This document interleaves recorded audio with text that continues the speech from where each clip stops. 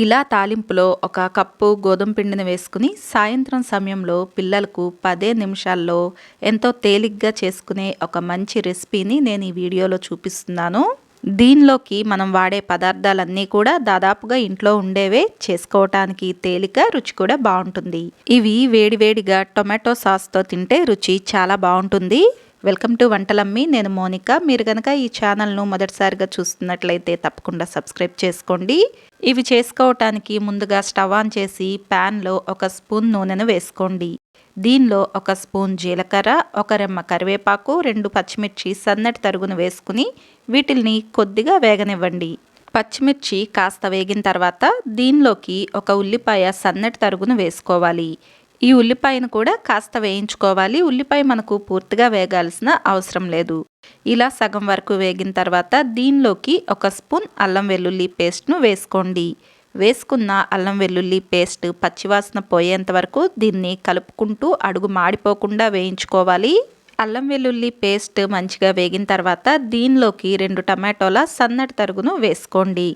అలాగే ఒక గుప్పెడు కొత్తిమీర తరుగును కూడా వేసుకోవాలి. ఇలా వేసుకుని మంటను పూర్తిగా తగ్గించేసుకుని సన్నని మంట మీద ఈ టొమాటోలు, కొత్తిమీర కాస్త మగ్గేంత వరకు మధ్య మధ్యలో కలుపుకుంటూ వేయించుకోండి.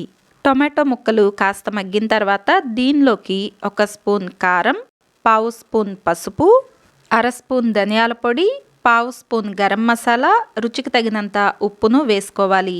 ఇలా వేసుకుని ఈ మొత్తాన్ని కూడా మంచిగా బాగా కలిసేలాగా కలుపుకోండి. ఇలానే సన్నని మంట మీద ఉంచి ఒక అర నిమిషం పాటు వీటిల్ని మంచిగా వేగనివ్వాలి. అర నిమిషం తర్వాత దీనిలోకి ఒక కప్పు గోధుమ పిండి, ఒక స్పూన్ బియ్యం పిండి వేసుకోవాలి.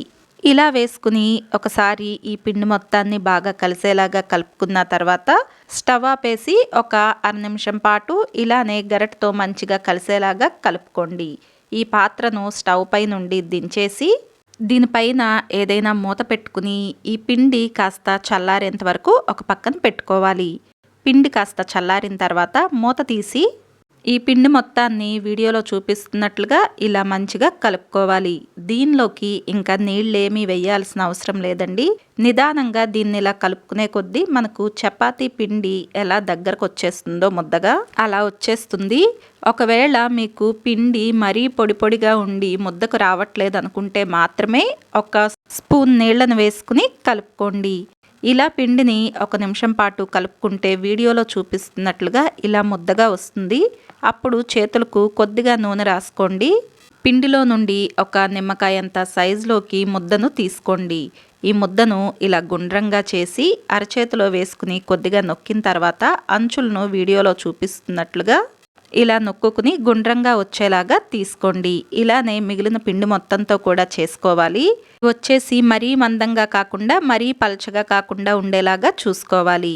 తర్వాత వీటిని వేయించుకోవటానికి సరిపడా నూనె పెట్టుకుని నూనె కాస్త వేడెక్కిన తర్వాత మనం ముందుగానే చేసి పెట్టుకున్న వీటిని ఒక్కొక్కటిగా నూనెలోకి వేసుకోవాలి.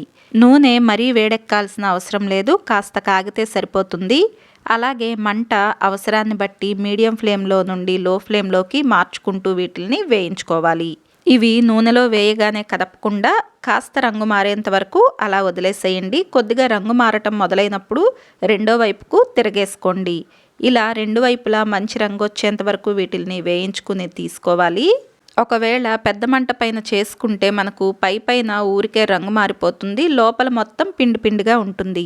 అందుకనే మరీ పెద్ద మంట మీద కాకుండా మంటను సరిపడా పెట్టుకుని చిన్న మంట మీదే వీటిని వేయించుకోండి. ఇలా మొత్తాన్ని తీసుకున్న తర్వాత మిగిలిన వాటిని కూడా నూనెలోకి వేసుకుని వేయించుకుని తీసుకోండి. అంతేనండి, కప్పు గోధుమ పిండితో సాయంత్రం సమయంలో మనకు వేడివేడిగా స్నాక్ తయారైపోతుంది. ఇవి వేడిగా టొమాటో సాస్తో తింటే రుచి చాలా బాగుంటుంది. మరి వీడియోలో చెప్పిన ఈ స్నాక్ తయారీ విధానం మీకు నచ్చిందా? అయితే వీడియోని లైక్ చేసి షేర్ చేయండి. మీకు ఎలా అనిపించిందో కమెంట్ చేయండి. Thank you for watching.